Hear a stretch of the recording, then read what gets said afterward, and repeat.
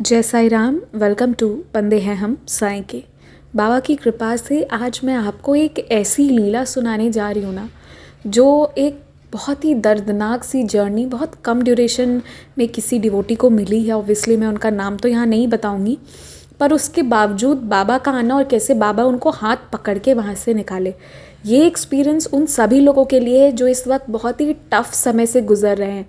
चाहे वो अकेली माँ ही अपने बच्चों को संभाल रही हूँ, या फिर अकेले फादर ही अपने बच्चों को संभाल रहे हों, या फिर ऐसे लोग जो लोग सच्चे हैं जिनकी गलती नहीं है पर बावजूद उसके वो एक चक्रव्यूह में फंसे हुए हैं।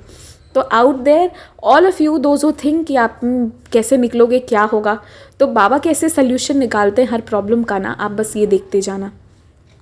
ये कहानी जिन डिवोटी की है वो सिंगापुर में थी और 2020 की का बात है। उस वक्त कोविड बहुत ज़्यादा था, इंडिया में भी था, वहाँ भी था।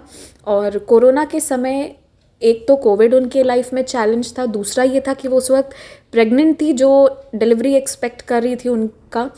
सेकेंड और थर्ड चीज़ उनके ये थी कि उनका जो छोटा बेटा है जो 6 या 6.5 ईयर्स का है, तो छोटे बच्चे होते हैं, नटखट भी होते हैं, प्लस आपको उनको दिन भर गाइड करना पड़ता है। एंड उसका स्कूल बंद हो चुका था। तो एक तो इनका हेल्थ ऐसा है, और कोई घर का वहाँ पे आ नहीं पा रहा था क्योंकि सिंगापुर जो है वो वीज़ा नहीं दे रही थी। तो इनके पेरेंट्स जो हैं वो किसी ना किसी कारण से वहाँ उनके पास पहुँच नहीं पा रहे थे, तो अकेले इनको ये सब कुछ संभालना पड़ रहा था। और इनके जो बेटा है ना, उसका जो ऑनलाइन क्लासेस हो गया था, तो उसका पूरा केयर करते हुए इन्हें खुद अपना वर्क भी करना पड़ता था, because she is working there.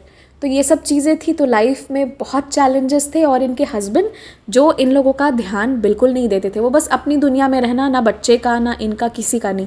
पूरे इस प्रेगनेंसी की जर्नी में उनको दर्द हुआ, उनकी तबीयत ख़राब हुई, क्या हुआ क्या नहीं हुआ, उन्हें किसी चीज़ से कोई फ़र्क नहीं पड़ता था इनको। तो इसके वजह से आर्ग्यूमेंट्स होते थे उनके बीच में, बट वो ये नहीं सोची थी कि आगे जाके और उसका अंजाम क्या क्या हो सकता है ना। She had never thought of that. तो अब यही हुआ कि जब उनकी डिलीवरी की टाइम आई तो वो हॉस्पिटल गए। जब वो हॉस्पिटल गए तो कोई इंसान नहीं, जल्लाद होता है, ये कहते हैं ना लोग, ये होता है, ये आप यहीं पे देख लेंगे। The person who was his husband, जो थे इनके हस्बैंड, वो ऐसे इंसान थे कि ये रो रही हैं, चीख रही हैं, चिल्ला रही हैं, वो अपना ऑफिस का लैपटॉप ले जाकर हॉस्पिटल में बैठकर अपना ऑफिस का काम करते रहे। और फिर भी आप इन डिवोटी का इंसानियत देखिए, ये फिर भी सोचती रही कि हो सकता है बहुत ज़्यादा काम होगा, इसलिए ये मेरे ऊपर ध्यान नहीं दे रहे हैं। ठीक है, ऑब्वियसली एक्सपेक्टेशंस थोड़े बहुत रहते हैं, बट स्टिल वो अपने मन को ये चीज़ें समझा ली थी। और फिर इनका सिजेरियन हुआ और इनके हस्बैंड जो है वो हॉस्पिटल में ये कह के कि इनके ऑफिस से बहुत ज़रूरी कॉल आ रहा है, इनको जाना बहुत ज़रूरी है, ये कह के वो निकल भी लिए। मतलब ऐसे भी इंसान होते हैं, मतलब ऐसे लोगों को इंसान कहने में ही मुझे ही शर्म आती है। तो उनके हस्बैंड तो चले गए और ये इनका सिजेरियन हुआ। सिजेरियन मतलब आप समझ रहे हैं, प्रॉपर ऑपरेशन हुआ, फिर स्टिचेस दिए गए। तो उसके बाद उसी दर्द में वो उठी, फिर अपने बेबी को देखी, उसका डायपर चेंज करना। मतलब जब इंडिया में आप इमेजिन कीजिए, यहाँ पर कोई भी ऐसा होता है तो सपोर्ट सिस्टम में घर के लोग, हस्बैंड जो भी हैं, सब लोग रहते हैं और सब मिलके बच्चे का प्लस मदर का केयर करते हैं। और यहाँ क्या था, इन्हें अपना भी खुद ही करना था, अपने जो बेबी अभी आया है उसका तो करना ही था, साथ में वो जो 6.5 years old बेबी था वो भी स्कूल नहीं गया था। इवन डिलीवरी के समय भी उसका स्कूल नहीं था, तो she had to carry him also. आप सोचिए कि कितना बड़ा चैलेंज इनके पास आया होगा। मुझे तो कभी कभी इनका सोच के लगता है ना कि इनमें बहुत शक्ति थी, बहुत कृपा थी ऊपर वाले की, कि जो ये उस चीज़ से ना ज़िंदा बच के निकल के आ गई। वरना कोई दूसरा इंसान होता ना तो शायद वो ज़िंदा भी नहीं बचता, मतलब उसका दिमाग हिल जाता बिल्कुल। तो एनीवेज़ ये सारी चीज़ें हुई, तो इन्हें ये समझ तो चुकी थी, इन्हें बुरा भी लगता था कि इनके हस्बैंड जो हैं वो ऐसा करते हैं और ध्यान बिल्कुल नहीं देते हैं। और इनको धीरे धीरे बैकएक भी हो गया, और क्योंकि अपना ऑफिस का काम भी कर रही थी, क्योंकि आप समझ रहे हैं इनके लिए काम करना बहुत ज़रूरी था, इनके हस्बैंड जो हैं वो देख नहीं रहे थे। इसीलिए आजकल ना कोई लेडी हो या कोई मेल हो या फीमेल हो, सबको काम करना और सेल्फ डिपेंडेंट होना ना बहुत ज़रूरी है। किसी पर भी एक हद तक ही लिमिट होना चाहिए, बाकी अपने लाइफ की अपने पास ही रखनी चाहिए, किसी और के हाथ में नहीं होना चाहिए। तो अब इनका ये सीन हो गया। उसके बाद ये अपने छोटे बच्चे को भी देखती और उसको भी देखती जो 6-6.5 साल का बेटा है, अपना ऑफिस का काम करती, और इनके हस्बैंड एक भी सामान लाने में इन्हें हेल्प नहीं करते थे। सिंगापुर में अपना काम, अपने दोनों बच्चों का काम देखना, ऑफिस का काम देखने के बाद रात के 9, 9:30, 10 बजे रात में, आप इमेजिन कीजिए, रात में ये जाती, ग्रोसरीज लेके आती, मतलब जो भी घर का ज़रूरी सामान, राशन जो भी है, अपने बेबी का डायपर लाना, जो भी है सब कुछ ये रात में लेकर आती। और इनके हस्बैंड को एक मतलब तिनका सा भी फ़र्क नहीं पड़ता। मैं तो ये सोचती हूँ ना कि वो इंसान सामान कुछ नहीं लेके आते थे और ये बेचारी सारा कुछ करती थी, एंड बस उनको सजा हुआ डिनर का, और मतलब सजा हुआ उनको डाइनिंग टेबल ही बस चाहिए था। मतलब कैसे लोग होते हैं, दिस इज़ एक्चुअली बहुत गलत बात है। बट ठीक है, अभी बाबा हैं तो आगे की लीला भी प्यारी होने वाली है। तो यहाँ पे ये चीज़ इनके साथ हुई, और ये कह रही थी, जो सुन के मुझे बहुत बुरा लगा, कि कई दिन ना बारिश भी हो रही होती थी, रात के 10 बज जाते थे। जो लोग इंडियंस हैं वो लोग बहुत कंफर्टेबल फील भी नहीं करेंगे कि इंडियन हो या कोई भी हो, कोई भी इतना कंफर्टेबल फील नहीं करता है कि हम रात में जाएं, और वो भी जो इंसान फिजिकली भी बहुत फिट नहीं है। और ये बारिश भी हो रही होती थी और बारिश में भी जाती थी सामान लेने। आप जस्ट इमेजिन कीजिए कि इनकी क्या स्थिति रहती होगी। कैसे जाना है, बच्चों को सुला के फिर जाना है। मतलब भगवान भी कैसे कैसे चैलेंज देते हैं ना किसी किसी इंसान को। और फिर जाती, लेकर आती, अपने बच्चों का केयर करती। ये करते करते अभी 6.5 महीने बीते ही थे। मार्च में इनका बेबी हुआ। नवंबर की बात है, इनके हस्बैंड जो है इनके अगेंस्ट में एक पुलिस केस फाइल कर दिए, और वो इस बेसिस पर ऑन द प्रिटेक्स्ट कि ये अपने जो बच्चे हैं उनके साथ उनको अब्यूज़ करती हैं। She is an abusive mother. मतलब आप समझ रहे हैं कि ये कैसा केस उन्होंने सिंगापुर में कर दिया था इनके अगेंस्ट में। और ये एकदम से इनकी दुनिया हिल गई इसके बाद, कि एक तो तुम कुछ कर नहीं रहे हो, देख नहीं रहे हो, सामान नहीं ला रहे हो, कुछ नहीं, you are not taking care. तुम फैमिली से इंटरेस्टेड ही नहीं हो, फैमिली में इन्वॉल्व नहीं होना चाहते हो, और जो हो रहा है उसका तुम केस कर दियो कि she is a abusive mother. मतलब ये ऐसा वैसा चीज़ करती है बच्चों के साथ, जो भी है। तो ये सोच के इन्हें बहुत, मतलब अब कोई इंसान फिज़िकली, मेंटली उसको हर तरीके से तोड़ देना, ये चीज़ें इनके साथ किया गया। और इसके बाद ये बहुत दुखित थी, बहुत दुखित थी। ठीक है, इन्होंने अपने पेरेंट्स को भी बताया और इनके पेरेंट्स भी बहुत दुखित थे। ये चीज़ उन्हें एक्सपेक्टेड नहीं थी। कोई भी अपनी बेटी की शादी करता है, ऐसा दामाद किसी को एक्सपेक्टेड नहीं रहता, ऐसा तो कोई सोचता भी नहीं है, जो इन्होंने हद कर दी थी। और यहीं पे एंड नहीं हुआ। इसके बाद उन्होंने क्या किया कि 2021 उसी समय की बात है, उसके बाद 2020 और 2021 के बीच की बात है, उन्होंने डिवोर्स पेपर्स रेडी करके रखे थे। इनके दोनों बच्चों का वीज़ा जो है उन्होंने चोरी कर लिया और इन्हें फोर्स किया कि तुम इस पर साइन करो। अगर तुमने ये डिवोर्स पेपर साइन नहीं किए तो मैं बच्चों का वीज़ा नहीं दूंगा। और फिर क्योंकि ना इन्हें अपने बच्चों से प्यार था और उस इंसान को अपने बच्चों से बिल्कुल प्यार नहीं है ना था, तो उन्हें प्यार नहीं था, तो इसलिए उन्हें कुछ नहीं लग रहा था। और ये तो माँ हैं और वो भी पिता हैं, बट इन्हें बहुत फीलिंग्स है अपने बच्चों को लेकर, क्योंकि इन्होंने कहा था कि बहुत प्रेयर करने के बाद हमें सेकंड बेबी भी ब्लेसिंग मिला था।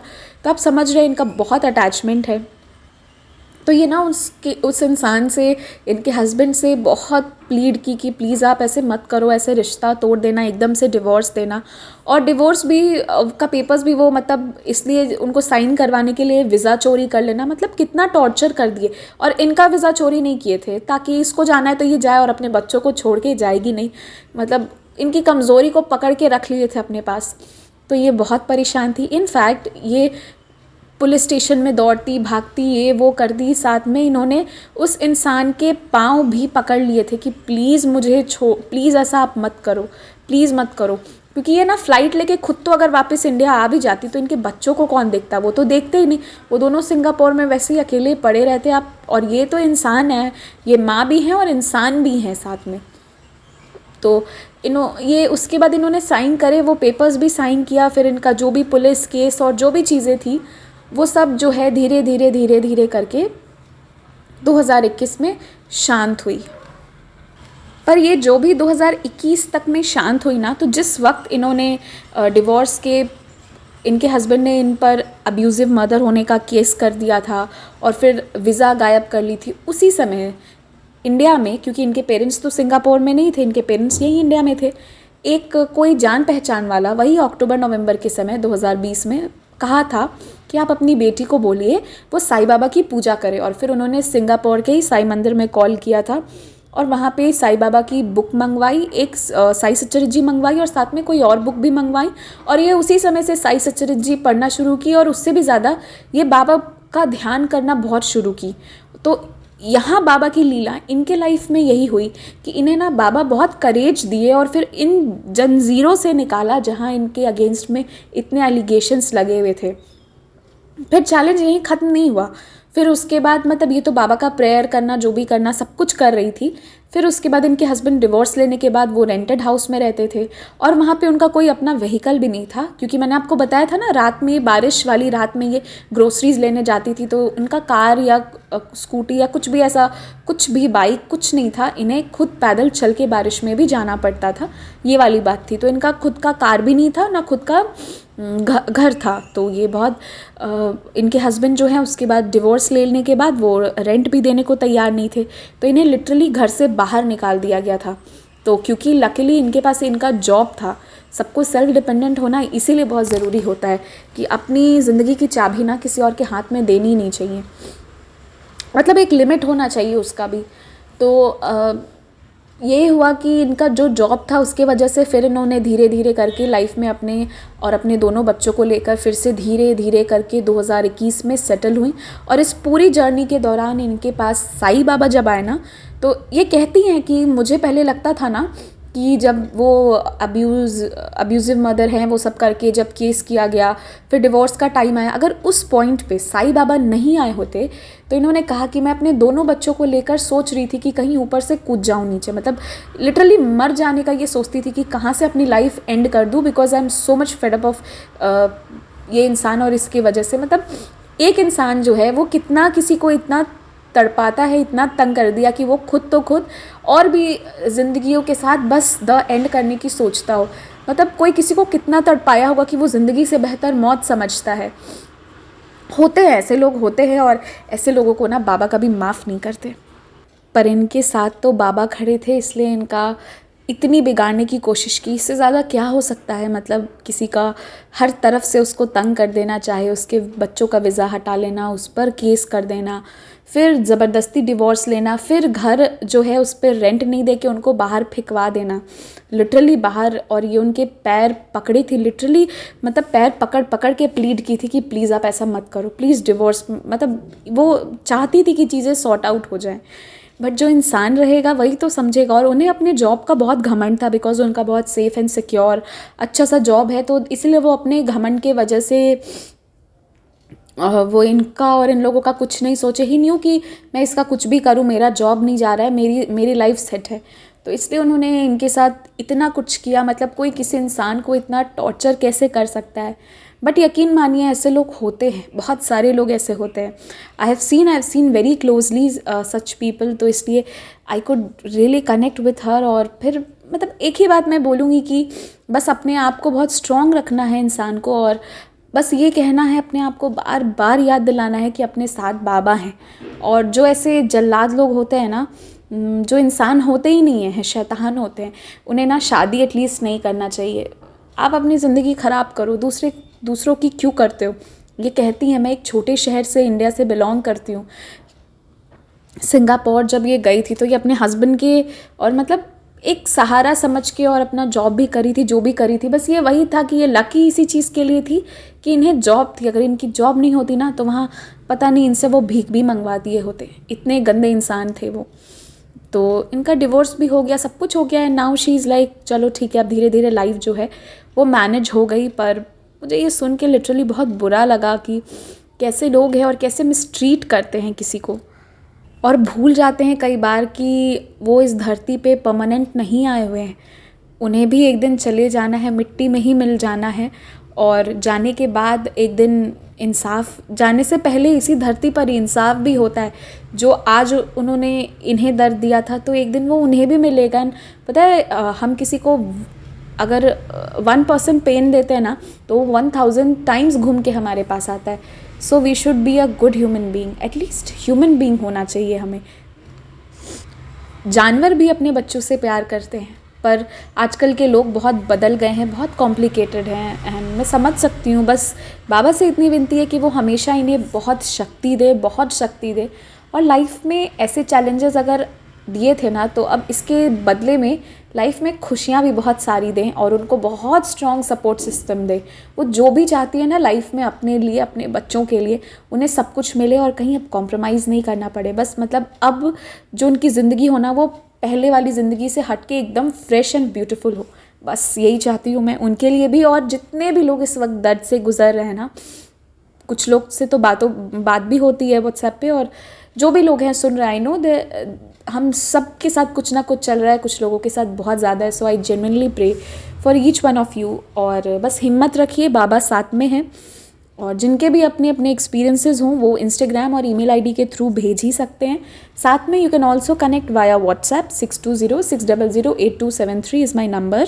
तो आप लोग अपने अपने एक्सपीरियंसेस ज़रूर शेयर कीजिएगा। और इनका एक और एक्सपीरियंस है, बट वो मैं नेक्स्ट वीडियो में इंक्लूड की हूँ, तो आप लोग उसे भी ज़रूर सुनिएगा।